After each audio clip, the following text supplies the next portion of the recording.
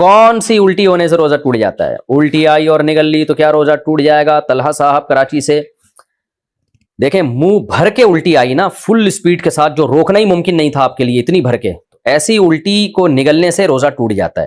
لیکن عام طور پہ جو ابکائیاں آ رہی ہوتی ہیں سحری کے بعد، لوگوں نے اتنا پھوڑا پھاڑا ہوتا ہے، افطاری میں اتنے پکوڑے پھوڑ دیے اور پھر سحری میں بھی دبا کے پھوڑ پھاڑ دیا، تو اس کے بعد تباہی آ جاتی ہے اور وہ ابکائیاں آتی ہیں، تو وہ تھوڑی بہت جو ابکائیاں آتی ہیں ان کو نگل لیا تو اس سے روزہ نہیں ٹوٹتا۔ الٹی سے دو صورتوں میں روزہ ٹوٹتا ہے، ایک یہ کہ آپ نے خود سے الٹی کی حلق میں ہاتھ ڈال کے، اور وہ الٹی بھی منہ بھر کے ہوئی ہو، تو ایسی الٹی سے روزہ ٹوٹ جاتا ہے، ایک تو یہ۔ دوسرا یہ کہ الٹی آپ نے خود نہ کی ہو، ہوئی منہ بھر کے ہو، لیکن آپ نے نگل لی اس کو، تو روزہ ٹوٹتا ہے۔ تو اگر خود ہوئی تو بھلے منہ بھر کے، یعنی اگر خود ہوئی اور نگلی نہیں تو بے شک منہ بھر کے بھی ہو تو روزہ نہیں ٹوٹتا، کیونکہ آپ نے نگلی نہیں ہے۔ اور اگر خود آپ نے ہاتھ ڈال کے الٹی کی مگر منہ بھر کے نہیں ہوئی وہ، تو بھی روزہ نہیں ٹوٹتا۔ تو دو ہی صورتیں بچی ہیں کہ ہاتھ ڈال کے منہ میں خود سے آپ نے الٹی کی ہو تو منہ بھر کے ہوئی ہو تو روزہ ٹوٹے گا، یا یہ کہ خود سے الٹی ہوئی ہو منہ بھر کے اور آپ نے نگل لی ہو تو روزہ ٹوٹے گا۔ باقی جتنی بھی الٹی کی صورتیں ان میں روزہ نہیں ٹوٹتا۔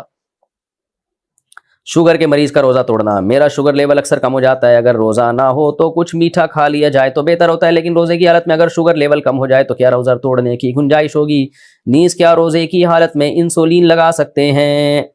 حبیب اللہ لاہور سے، دیکھیں اگر روزہ رکھنے سے آپ کے شوگر لیول ڈاؤن ہو گیا، اور تو ظاہر ہے شوگر کے پیشنٹ کو تو اس سے موت کا بھی خطرہ ہوتا ہے، کومے میں جانے کا خطرہ ہوتا ہے، تو ایسی صورت میں صرف گنجائش ہی نہیں ہے بلکہ روزہ توڑنا لازم ہے، کیونکہ جان بچانا بہرحال پہلے فرض ہے۔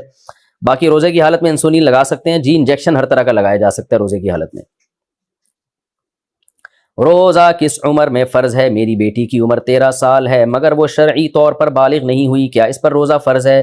لیکن لڑکے پر کس عمر میں روزہ فرض ہوگا؟ ام احمد، دیکھیں بیٹی کی عمر 13 سال ہے، ابھی روزہ فرض نہیں ہے، لیکن چونکہ قریب البلوغ ہو چکی ہے تو آپ پر لازم ہے کہ بیٹی کو روزے رکھوائیں۔ یہ بھی ممکن ہے کہ رمضان میں ہی اس کو مینسز آنا شروع ہو جائیں، تو جیسے ہی مینسز آنا شروع ہوں گے اگلے دن سے وہ اسی دن سے بالغ سمجھی جائے گی، لہذا مینسز بند ہوتے ہی اس پر لازم ہوگا کہ روزے شروع کر دے، تو ورنہ اگلے سال تو روزے رکھنے ہی پڑیں گے اس کو، کیونکہ عموماً خواتین کو، بچیوں کو 14 سال سے پہلے مینسز آ جاتے ہیں، تو اس لیے آپ پر یہ لازم ہے کہ اس کو ابھی روزوں کی عادت ڈالنے کے لیے آپ اس کو سارے روزے رکھوائیں، ورنہ ایک دم سے روزے فرض ہوتے ہیں تو پورے رکھے نہیں جاتے پھر۔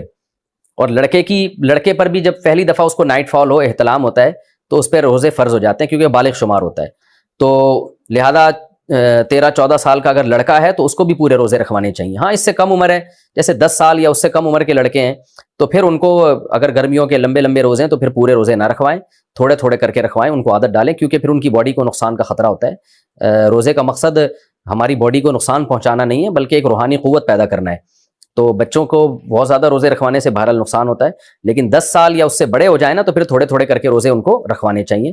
13-14 سال کی عمر میں تو پورے روزے رکھوانے چاہیے بچوں کو، تاکہ ان کو عادت پڑے، بالغ ہونے کے بعد پھر وہ چھوڑیں نہیں۔ اور اللہ کا شکر ہے ہمارے سوسائٹی میں، مسلمان گھروں میں بچے تو بڑے شوق سے روزہ رکھتے ہیں اور بہت انجوائے کرتے ہیں رمضان کو، تو بچوں کو جو ذرا بڑی عمر کے بچے ہیں ان کی بات کر رہا ہوں، تو ان کو رکھوانے چاہیے۔ سحری اور افطاری، اچھا چھوٹے بچے کی روزہ کشائی کرنا، کیا قریبی رشتہ داروں کو بلا کر بچے کی روزہ کشائی کرنا جائز ہے؟ عبید زبیری، بس یہ بچے کو اپریشیٹ کرنے کے لیے ہوتا ہے، گیدرنگ ہوتی ہے اس بہانے، تو جائز ہے، اس میں کوئی حرج نہیں ہے، تھوڑا سا بچے بھی خوش ہو جاتے ہیں، ان کو حوصلہ افزائی ہو جاتی ہے۔ سحری اور افطاری میں کیا کھائیں؟ افطاری میں کیا کھانا سنت ہے اور سحری میں کیا کھانا چاہیے؟ افطاری میں ڈانٹ کھانی چاہیے، سحری میں جو مرضی کھائیں، کیونکہ افطاری میں اکثر جلد بازی میں گھر کی خواتین بیچاری ٹینشن میں ہوتی ہیں، ان کو بھی ڈانٹ مل رہی ہوتی ہے، ان کی طرف سے بھی ڈانٹیں پارسل ہو رہی ہوتی ہیں۔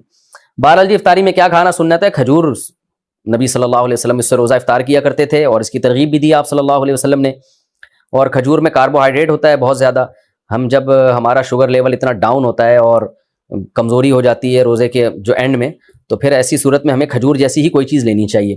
ہم لوگ کیا کر رہے ہوتے ہیں، شربتیں پی رہے ہوتے ہیں چینی کے، اس میں کاربوہائیڈریٹ تو ہوتا ہے اور وہ شوگر لیول ڈھا کر کے اوپر چلا جاتا ہے ہمارا، اور پھر دماغ ٹون ہونا شروع ہو جاتا ہے مغرب کے بعد سے، غنودگی بجائے فریشنس کے اور بیکار لائف ہو جاتی ہے، اور پھر تراویحوں میں لوگ کیسے اونگ رہے ہوتے ہیں، تو میٹھا نہیں کھانا چاہیے افطاری میں، جو بہت زیادہ لوگ میٹھا پھوڑ رہے ہیں، میڈیکل سائنس کی باتیں کر رہا ہوں، اسلام کی بات نہیں کر رہا میں، ایک ظاہر اپنا تجربہ شیئر کر دینا چاہیے۔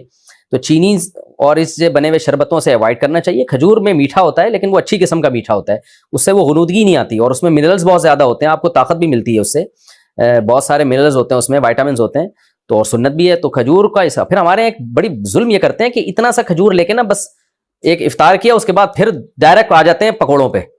تو کھجور تمیز سے کھا لو بھائی, ذرا اچھی طرح کھا لو, اس میں کیا جا رہا ہے آپ کا, اتنا مزیدار غذا ہے اور سکون بھی ملتا ہے, راحت بھی ملتی ہے, طاقت بھی آتی ہے. پھر اس کے بعد آپ تھوڑی بہت جو گنجائش رہ جائے گی وہ پکوڑے سموسے پھوڑ پھاڑ لینا. تو کھجور کے ساتھ بہت نفرت ہے. نبی صلی اللہ علیہ وسلم نے فرمایا جس گھر میں کھجور نہیں ہے نا فأہلہ جیاع, وہ گھر والے بھوکے ہیں.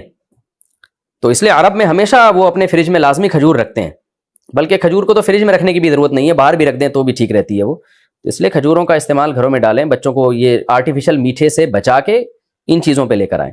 باقی سحری میں کیا کھانا چاہیے, سحری میں بھی کھجور کھا لیں, پھل کھا لیں, کچھ بھی کھا لیں. ڈاکٹر بتائے گا آپ کو, میں کیا بتاؤں گا آپ کو بھائی کیا کھائیں. جو ابھی کھا رہے ہیں نا وہ بہرحال نہ کھائیں. جو کچھ پیزے برگر وغیرہ سحریوں میں کھائے جا رہے ہیں نا, پھر سارا دن جو ڈکاریں چلتی ہیں تو اللہ کی پناہ ہے وہ. کیونکہ میں نماز میں آتا ہوں نا, تو جو ڈکاریں جس قسم کی سننے کو مل رہی ہوتی ہیں اس سے بہت افسوس ہوتا ہے کہ مسلمان کدھر کو جا رہا ہے. رمضان میں یہ حال ہے, اور وزن بڑھ رہا ہے رمضان میں لوگوں کا کم ہونے کے بجائے. تو باقی ڈاکٹر بتائے گا, حکیم صاحب بتائیں گے کیا کھانا ہے کیا نہیں کھانا ہے, یہ میں نہیں بتاؤں گا.